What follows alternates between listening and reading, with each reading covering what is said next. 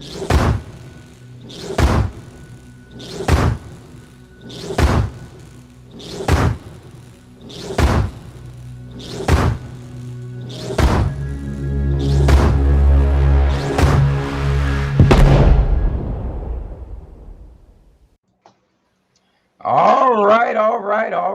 right. Welcome to the Urban Action Showcase virtual experience.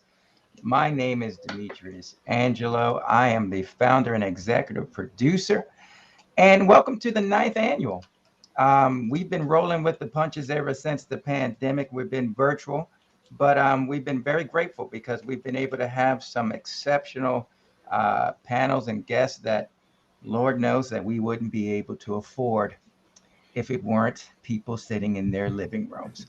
So I am very, very excited and honored to present today the Comic Creators of Color panel for Apocalypse 91. These are some amazing artists and storytellers, and I'm going to hand the reins over to Troy J Allen. He's the moderator, and of course, he's part of this project as well.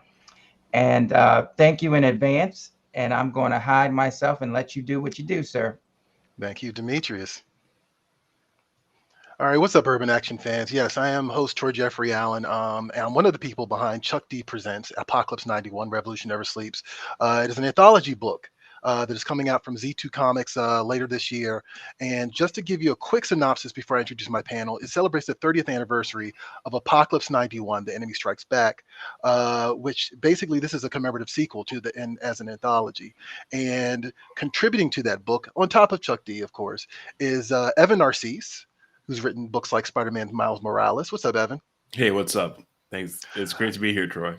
Thanks, man. Thanks for coming aboard. Regine Sawyer, who's worked on plenty of books, but also Dark Knight's Death Metal. What's up, Regine? Hey, thanks for having me. Cool. We also have Che Grayson, who's not here with us on the show today, but we also have Coy Turnbull, who I worked with on my personal project, Words from the Future. What's up, Coy? What's up? How you doing?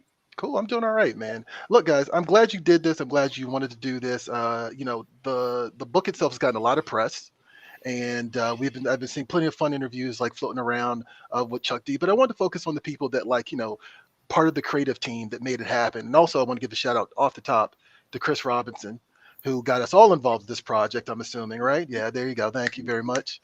And he's not on this panel, of course, but we're going to dive into the making of this comic and also our experiences with Public Enemy. So let's just kick things off. What was your first time discovering the music of Public Enemy? And I'll give you an example. I have a very distinct memory of being about 9 years old. Right. My sister, who's older than me, of course, was always watching Jukebox. I don't know if you guys remember Jukebox. It was like this, right? Okay. You would pay to play a music video or whatnot. I'm taking some of y'all back. Yeah. All the way back. All the way back. Right. So, 911 is a joke. Used to come on all the time in steady rotation. Now, me being 9, of course, I thought it was funny. It had Flavor Flav, and of course, he's doing these grand gestures and doing what Flavor Flav does. But it wasn't actually later until the He Got Game movie that I really kind of delved into the music of Public Enemy and what it meant. I had already been a fan of Rage Against the Machine, System of a Down, so this kind of fell into that category for me. So what about you? And I'll start with you, Coy. How did you first encounter Public Enemy? I first encountered Public Enemy at a block party in Brooklyn, actually. I don't remember the song, but I remember it was booming through the big old speakers, and pretty much was like, what is that? And all I can remember is Flavor Flav going, 911 is a joke in your, So basically years later, when by the time I get to Arizona come out, the lyrics, I remember it hit me, but it went over my head. Right. Yeah. And then years later, there was a friend of mine who was from Arizona, and we're sitting there talking over the Maury Povich show, and he mentioned to me that Arizona didn't vote for MLK Day until later on in the year and all that good stuff. And I remember this. I don't remember what came over me, but I got angry. And I remember looking at him saying, "Wait, you guys didn't vote for MLK Day?" And he's like, "Yeah, it was either that or it was you're gonna get a federal holiday taken away from us. And I was like, that was the argument that you guys went on. And that's what you voted on. And Chuck's lyrics hit me right then and there, and from that point on, I started listening to his lyrics a little bit differently because up until that point, I don't think I had a revolutionary bone in my body at that point. It was, I was accepting whatever was given to me. And then, Chuck, bam, changed that entire perspective for me, changed the script for me. Right No, absolutely. I can totally relate to that. Absolutely. What about you, Evan? What was your first encounter with Public Enemy?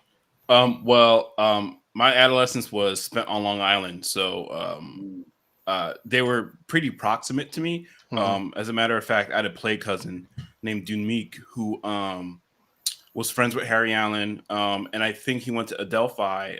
Some of the crew went to Adelphi, a college in Long Island. So, and Dunmeek also used to host a radio show on Adelphi. So, between Dunmeek and some of the local college radio stations, I heard Public Enemy early on, probably tracks, some of the singles from the first couple of albums. Definitely like My Uzi Weighs a Ton, I heard on the radio. I heard Public Enemy #1 a ton on the radio. And I remember that the single for Rebel Without a Pause, I think the B-side was my 98, was one of the first albums I bought with my own money. I'm pretty sure it was that. I don't know if y'all are old enough to remember TSS, Times Square stores. Yes. But yeah, there was one in my neighborhood, like, a couple of miles from home, long walk. And I bought it and I put that record. My mom was a nurse who worked nights. And I used to put it on the record player and bump it loud when she was at work. So yeah, Public Enemy definitely was part of the soundtrack of me growing up, for sure. Awesome. What about you, Regine? How did you first encounter Public Enemy? Well, my brother, he's about 13 years older than me. He was very, very much a musician, still is, and he would play all various different types of music in the house, and that included Public Enemy. And I remember being very hit by Shut 'Em Down. I feel like that's my anthem these days. I truly do. But I think what hit me the hardest was when Do the Right Thing came out.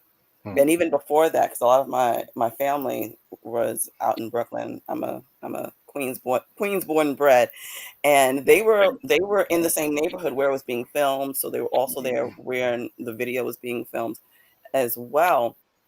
And so I would hear, the stories about, the movie filming and, seeing Public Enemy film their video and whatnot.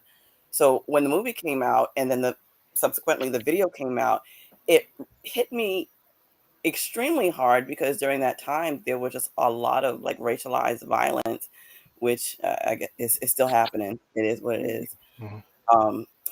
And in New York City at the time, we had several different cases out on Howard Beach, Brooklyn, in various spaces. So you could smell it and hear it. Like there was like a buzz in the air. So when Fight the Power came out, along with Do the Right Thing, it was a call to arms. Yeah. And it just always stayed with me, especially as we're looking out into the world of what's going on now. Absolutely. So we talked a little bit about Chris, but like, how did you all get involved? Do you have like a small story you can tell about this? I'll start with you, Coy. Well, basically, I got an email from Chris Robinson asking me to be a part of the project. And honestly, as soon as I saw the words Apocalypse 91, I was like, and then obviously Chuck D's name afterwards, I was like, well, you sold me. You got me from there. And pretty much, it was a roller coaster ride from there. I mean, in terms of like, I had other projects that was landing at the same time. So basically, my thing is get done what's in front of me. But man, I was chomping at the bit to get onto this because there's a certain energy and a certain edginess that, PE always represented to me. And to me, that edginess was what, I wanted to, to display in the work. So, if I basically, it was by chance, but I'm so glad that I was a part of it because I was a big fan of the group. I mean, maybe not a huge fan in terms of like, because I meet other fans who are, they can recite extreme lyrics from the B-sides, and I'm like, okay, all right, maybe not quite that good, but I do love the group, so glad to be a part of it. No, excellent. What about you, Evan? How did you get involved in the project? Similar story to Coy. Back when I was writing the early stages of negotiating and writing Rise of the Black Panther for Marvel, Chris was an editor in the Black Panther office. So, we had a prior kind of a relationship before that. And then later, he wound up at Z2, the publisher for this project. And he reached out to me and like Coy, it was like, PE bet, I'm down, I'm there. It's I think probably for all of us, like Public Enemy's music is the first place I learned and heard about like revolutionary language and thoughts. Actually I shouldn't say that. I'm disgracing my ancestors. I'm Haitian American, so my mom definitely was like, yeah, no, these white folks. We have a history of defying their extremist practices, let's just say. But yeah, Public Enemy helped reinforce that, the stuff I learned growing up from my mom, right? So like the very idea of revolution is something, like I said, I learned probably from the cultural history of the place where my parents come from. But Public Enemy helped me realize that same spirit has always been active throughout all of Black history, really. What about you, Regine? I'm similar to Evan. I had a previous working relationship with Chris. I worked on the first Marvel's Voices. And so that was in early 2020. And so earlier in the year, I was going through a lot of things, actually. So I was ignoring all of my email. And so that's understandable. Yeah. And so Chris's email went to the wayside. I did not see it. I didn't know it existed. And I got a call from him. I didn't recognize the number. So again, I'm going through things. So I was not answering. I was like, I don't have time for this. But he left me a very long message saying, hey, I've been trying to get in contact with you. We have this PE project celebrating the 30th anniversary of Apocalypse 91. Do you want to be on it? And I'm like, what? Like any type of issue I was having just flew out of my head. I'm like, yes, I want to be on this. I'm about it. And then I called him and we had a long conversation about the project and what the vision was, what Chuck's vision was, what Chris was thinking about.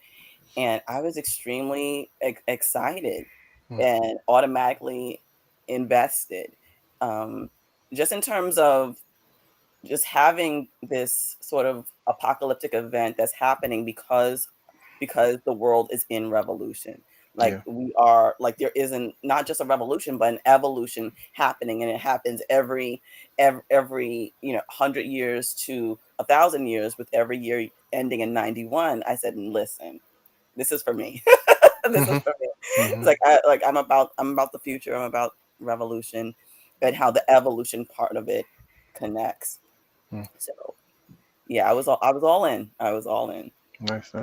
Now for me, I'd actually been knocking on Chris's door for some time while he was at Marvel, and he kept telling me, he's like, I'm gonna put you onto something.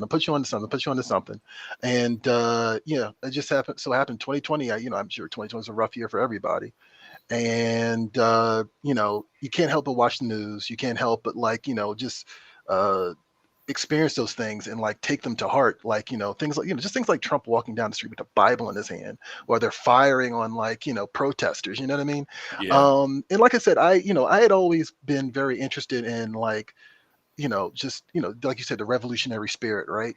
And I had just so happened to do an MF Doom tribute comic because he had just passed away. So I had already been felt smacked down a little bit, and Chris approached me because of that, because I guess he didn't realize Troy likes hip hop too, so he approached me about it, and because of that, and as soon as he said Chuck D, Public Enemy, I was like, I will absolutely do that. I'll backtrack. I'll look at all the illegally downloaded music and the legally downloaded music I have. Public Enemy. You know, I'll do Fear of the Black Planet. Right. Fear of the Black Planet takes a million. Like I'll find all that stuff, and then like I'll go back and I'll just listen to. And I actually had never listened to, I should say, Apocalypse 91 before, even though I had definitely already had heard I think it was Showing What You Got on that album, and yeah, so I just jumped on it, you know, and yeah, it was interesting because like at that, like, you know, in that year alone, like you couldn't help but feel it. Like you said, it was just everywhere. And so like it just went through my brain to my fingers, you know, and I just typed it out, and then Coy brought it to life. Speaking of which, let's talk about stories, right? So this is speculative fiction, right? We all kind of were tasked with finding our own version of what the apocalypse would look like, right? Which I think was really fascinating because we all had different approaches. Like I think some people went more Afrofuturism, you know, some went more you know, slightly more futuristic, like not too far flung, but definitely like felt more like a modern take, or contemporary take. So I'm going to start with Evan. What's your story about? And also, who's the artist? Because we also want to give them a shout out. The artist of mine is Dave Chisholm, who's an amazing artist, who's also a jazz musician. And he had a band back in the day, and he's got a graphic novel coming out. Also from Z2 in January called Enter the Blue, which is this kind of trippy magical realist tribute to jazz. But Dave was an artist on my book. And, you know, when I was thinking about my story, it's set in the far future. And I was thinking about, okay, what do I want to explore here? And I was really thinking about like using this as an opportunity to think about melding like the politics and the activism of mutual aid, you know, where people form independent small organizations like neighborhood watches or support organizations, basically to fill in the gaps with services and support that they're not getting institutionally otherwise, right? So I wanted to think about how could I fictionalize that within a speculative fiction, science fiction framework. So that's kind of the impetus. And the story I kind of landed on was, like I said, set in the far future. Main character is a member of a strata of beings that I call the elevated, right? These are people who came from the downtrodden, you know, ignored socioeconomic classes of their planet, and, you know, miraculously and semi unexplained, their consciousnesses evolve into pure energy, and they kind of pull other people along out of these miserable existences. They exist as pure energy, and, you know, once every couple of cycles, they go through what I call the coalescence cycle. The energy converts back to human bodies, and they use what they've learned and their abilities to help other people, other sentient beings throughout the universe. So, you know, part of what I was thinking was, you know, I don't know if anybody here also read, I'm assuming most of y'all did, Heavy Metal, you know, the kind of like science fiction meets like hard rock aesthetics magazine from France. I was thinking about like, yo, I used to read heavy metal back in the day, but there were never any black people in heavy metal. What would a story be like with black people in heavy metal? And yo, you're laughing, Regine, but that was definitely part of like my inspiration. So yeah, that was the kind of story I tried to write, you know, where with also, of course, the like political and social justice underpinnings being part of it, it's PE. But yeah, so that's kind of what my story is, and I think I'm the last one in the anthology because it's set in the far future. I think the anthology is organized chronologically. The third one, okay, the third one. Yeah, so that's where it came from, and you know, I'm really happy with the way it turned out. It was you know, I tried to do something in terms of some of the structure and narration. You know, with a project like this, that's really kind of focused on you know, operating premises that live outside of like the big mainstream superhero universes that we're used to. Like you really can swing hard, right? And you don't have to worry about like, oh, where is this character? What happened the last time they appeared? And I felt it was very freeing to operate in that context for this project, which was, you know, I think, in line with the ethos of Public Enemy. Absolutely. What about you, Regine? What's your story about? And also, shout out the artist. My artist is Carlos Alvarez, and he did a tremendous job in general, enjoying the book. It's enjoying the story. It's so beautiful.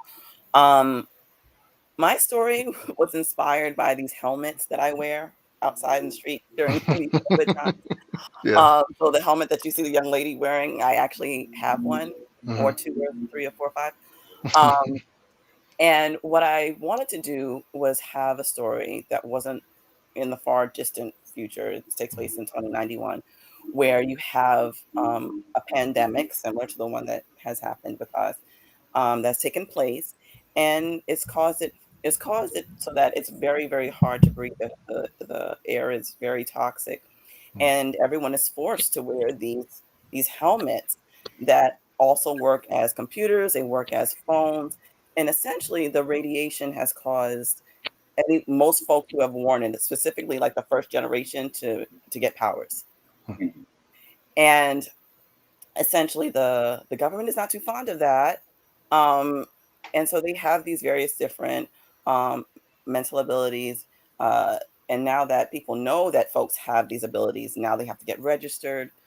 um, they they they have to essentially be sort of cordoned off, and so the story is definitely inspired by um, other things that I've read in my childhood, but this to me felt like the most tangible about how people who were once disempowered can even now be even more disempowered, because now you have this extra element of abilities and powers and such, and as opposed to just them continuously being oppressed, like in this story, they do end up being taken away by a larger power, a larger entity, um, and they're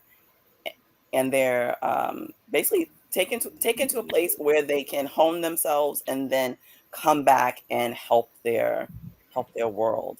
So that's essentially is my story. Awesome. Actually, what is your story called? Did you give it a name? It's called Night Train. Night Train. All right. And what about you, Evan? What is the name of your story? Oh man, I forgot the name of my story. Oh man.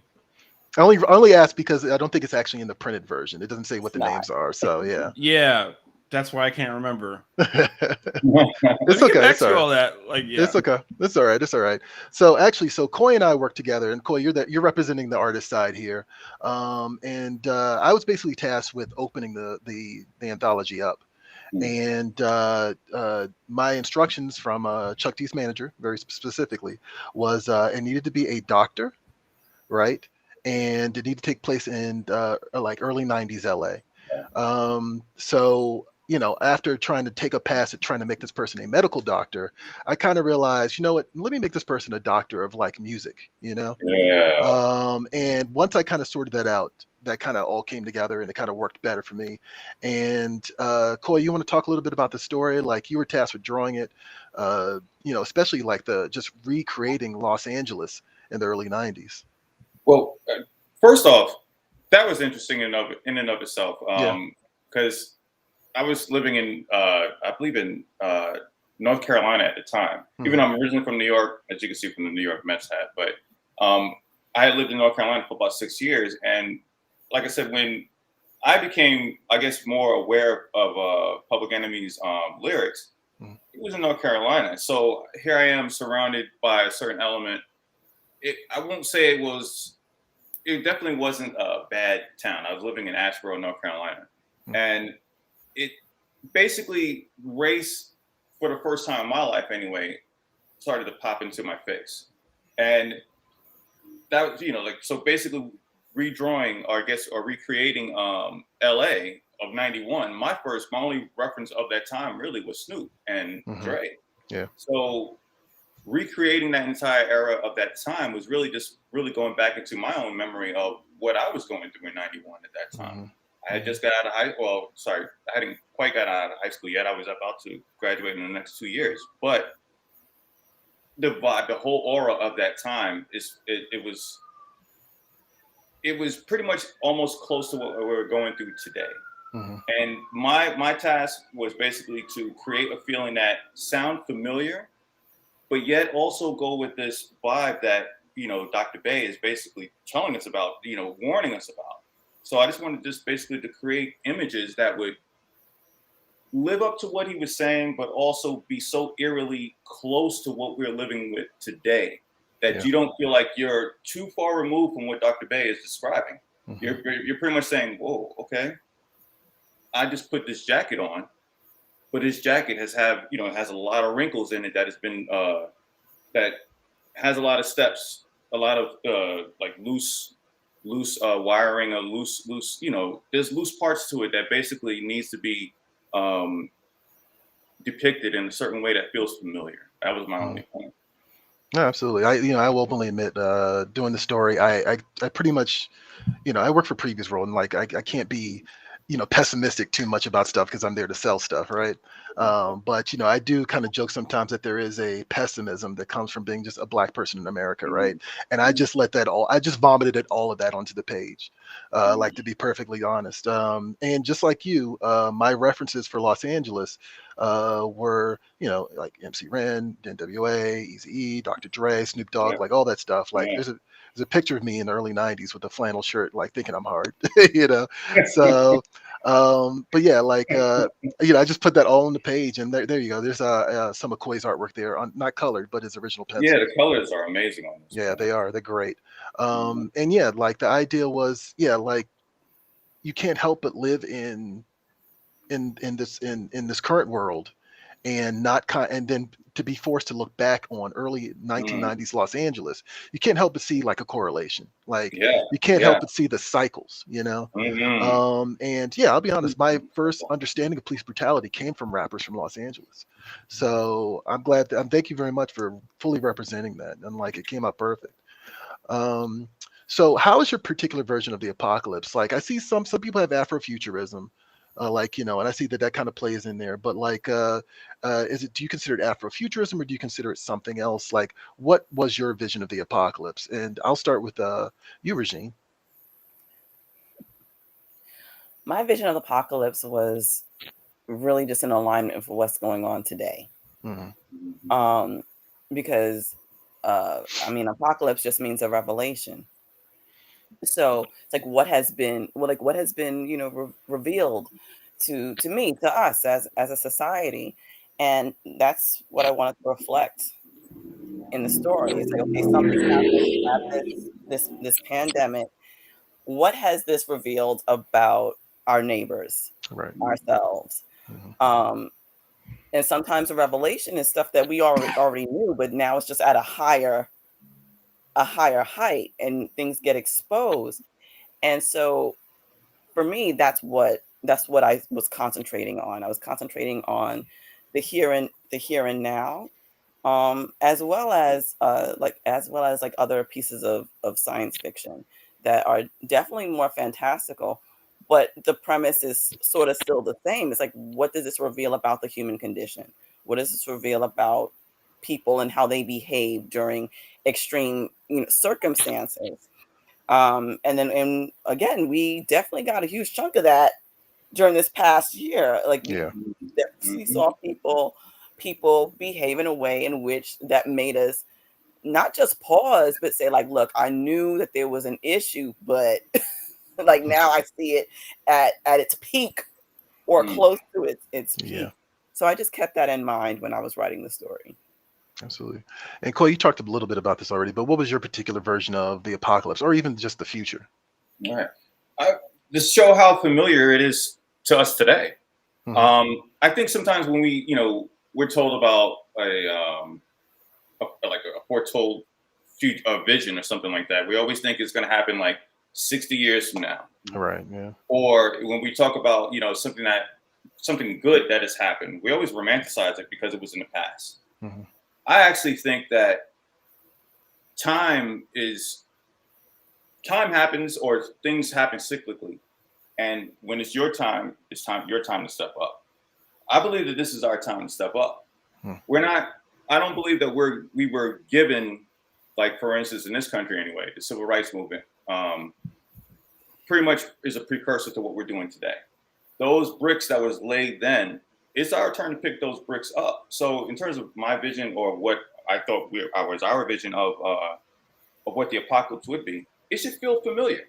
It should feel like you're right in it right now, because quite frankly, we are in it right now. Mm-hmm. And I don't, it's not so much that I don't like to draw things that are in the future or something like that. I love drawing futuristic, landscapes and stuff like that. But we're currently going through it right now. And I thought it's perfect that this is over a Public Enemy project, in particular that album, Apocalypse 91, because like I said, for me, the lyrics went over my head. I mean, I was in high school. Mm-hmm. I didn't think any of that stuff was going to happen within my lifetime.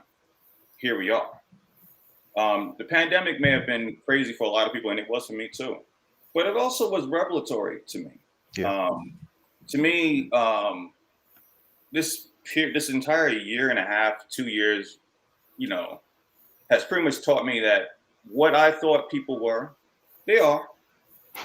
But also at the same time, it's still shocking when they still come out and they show you their face anyway. Great line, is when a person, shows you who they are the first time, believe it. And that line has been repeating in my head a lot over the last 2 years. So in terms of depicting rather, an apocalypse, we're in it now. And, anybody that tells you otherwise, they're just not looking at the moment. Yeah, no, absolutely. What about you, Evan? What was your particular vision of the future or the apocalypse? You talked a little bit about this, but can you expound on that? Yeah, can you guys see and hear me? Oh, you're frozen. Well, you're frozen, but we can hear you. All right, hold on. Let me. I think we got him here. Yeah. All right, he's going to jump in and jump out. Okay, cool. This is the hazards of having live. All right. All right. There you are. You're back. You're back. There you go. All right, cool.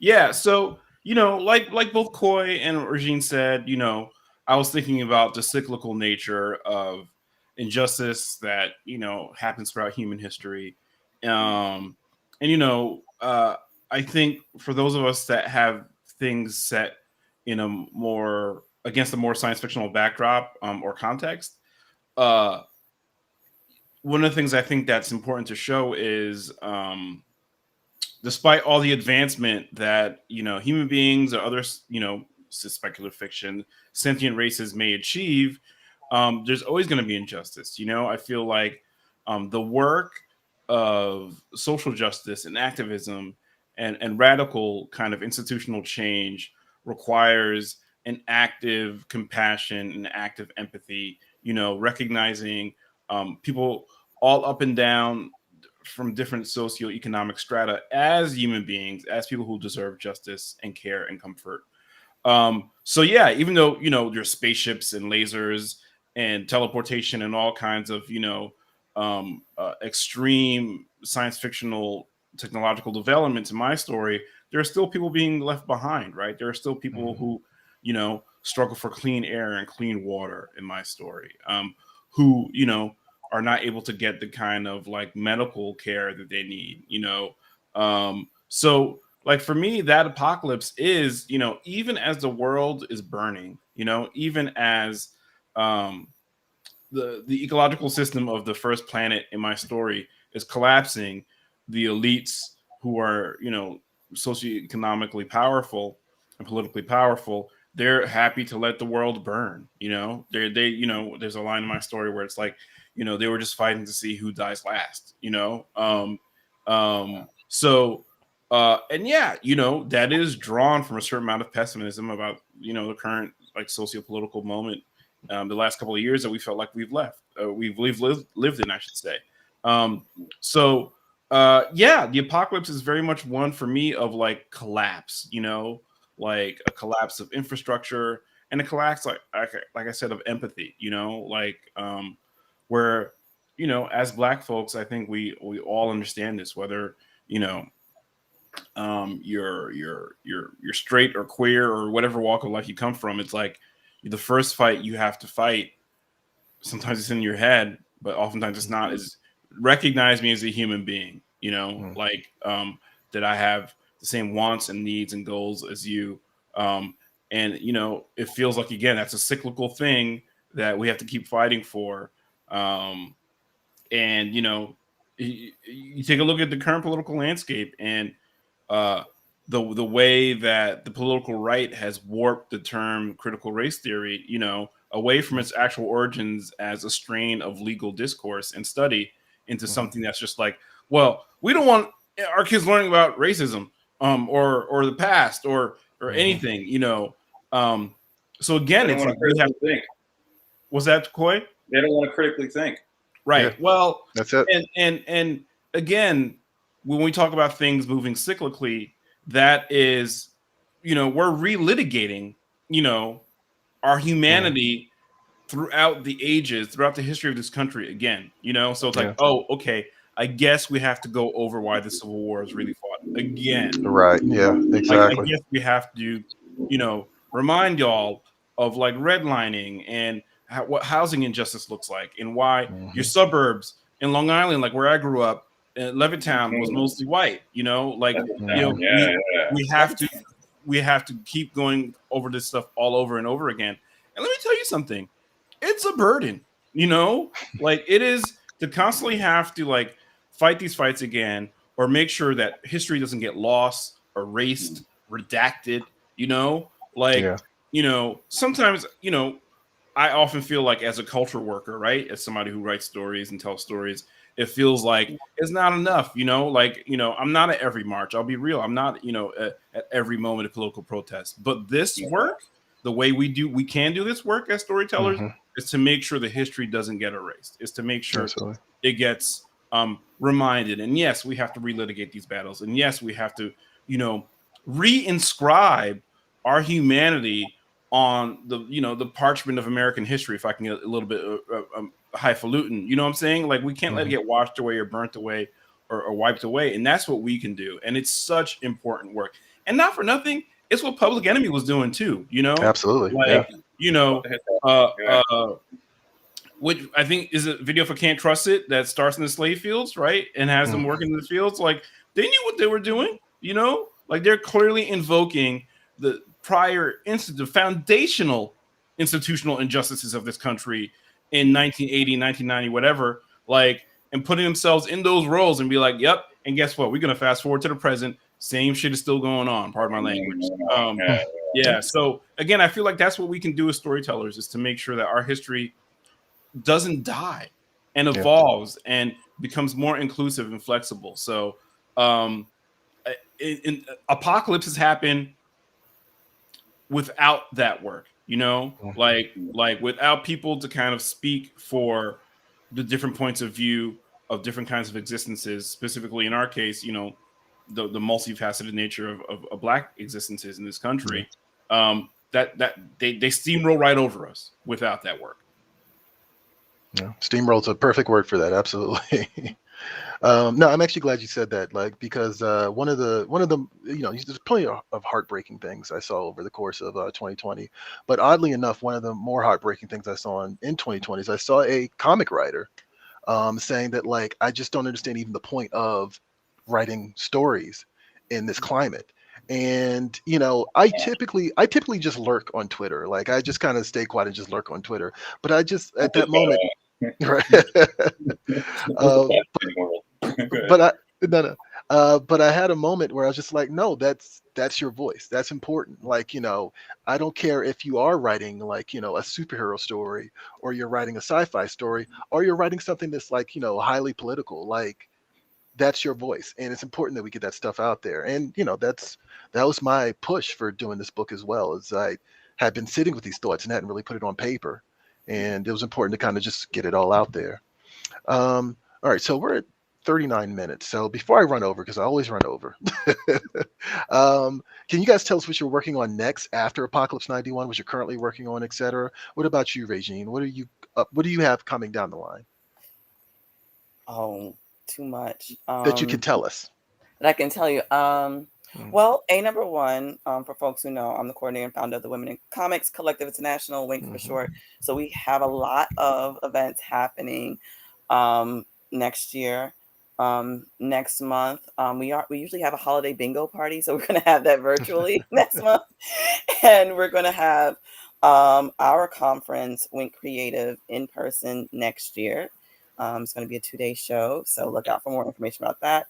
In terms of creatively, I do have some things in the pipeline that I can't talk about just yet, but I do have a short story in the Deadbeats Volume 2 anthology, London's Calling. So you can definitely cop that. And that's it for now.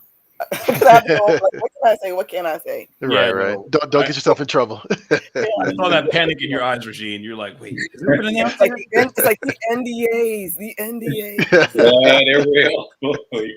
Sometimes they're not. What about you, Evan? What do you have coming down the line? What do I have coming down the line? Let's see. The next comic book thing that I'm working on that's been announced is a Suicide Squad / Amanda Waller project with Spencer Ackerman. We're cooking that up right now in the lab. That's been a lot of fun. Let's see. Comics. That's it for comics, I think. Games. I'm contributing to Marvel's Wolverine, which was announced. See, I have to say it's announced to make sure I'm not right. NBA ninjas creeping up at my house tonight. I'm working on that. Some other video game stuff I can't talk about. Wow, I think that's it. Because usually when I'm doing other interviews, I talk about this project, but I'm talking about this project. Yeah, I got some other comics and game stuff that I can't talk about right now. But it's going to be fun stuff. It's been great to work on. So yeah. And I should talk about Genlock, the science fiction show that coming out from HBO Max and Rooster Teeth. That started airing like 2 weeks ago. The episode I wrote airs next Thursday. Cool. For those who don't know, Genlock is a science fiction show that follows a cast of characters in the near future who can upload their consciousnesses to giant robots. So it's a mecha anime show. This season we go deep into the world building and the state of the world that has brought our two main factions to war. So yeah, it's a wild show that looks gorgeous. And like I said, my episode airs next week. So if you have HBO Max, check it out. That's awesome. What about you, Koya? What do you have coming up that you can talk about? Yeah, good question on the that I can talk about part. Basically, I have I can't really talk about that part. I have a project that basically is done. It's wrapped. It's just I can't speak on it until it's been announced. But I guess you're not the late one, which is good. Say it again. You're not the late one. Well, in this particular case, no. But but basically, if I have another like creator-owned project that I am working on. Been talking about it for like a little bit, but I actually am starting the actual guts of it at the moment. It's called Soul Retriever.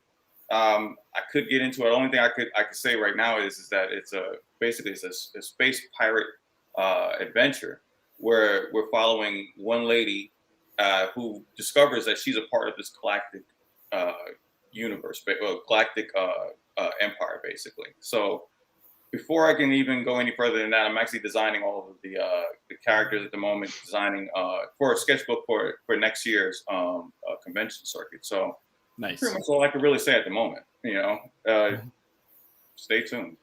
All right, cool. As for me, I do have a personal project that I'm staying quiet about until I have all the pieces lined up. But my book, Fight of the Century, which I've been working on for some time, is actually going to be getting distributed soon. So it's going to be going into comic shops. So definitely keep an eye out for that. And it'll be available to pre-order in the early half of 2022. So definitely check that out. It's MMA and evil pharmaceutical companies and people getting the shit kicked out of them. So there you go. Thank you. And hey guys, seriously, thank you for doing this. I appreciate it so much. Demetrius, did I do good? Are we at the 44 mark? You're perfect. And Okay. and I would like to piggyback on what all your wonderful projects. not many people know, I went into VR over the pandemic in order to create real world experiences where not only you can access through what we call the your device, tablet, laptop, desktop, computer, but also literal VR. So you can come in and get your Oculus Quest, Oculus Quest 2, and you can literally walk into this space. This year, I should say for Urban Action, we're featuring a few of you guys. Of course, as you can see, Fight of the Century is one of them. Ice Witch is another. But simply, you come in here, right? And you click whoever you want to see. So for now, I want to see Fight of the Century, and voila, here I am in Fight of the Century. So everything in this space actually has what we call active links. So if I click this artwork here, it's literally going to take me to purchase it. Okay. So we can do this one of two ways. We do this for comics where it's an actual living comic experience. So you can walk through the comic and then you're able to have it read to you, or you can actually pick the language from whence it is you want it, narrated out. And you can also control the background. This is just the basic showcase that we do. Quickly, I think I have one moment. So I'll show you the Michael Golden. I'm sure you heard of him. Michelle Wetterstater.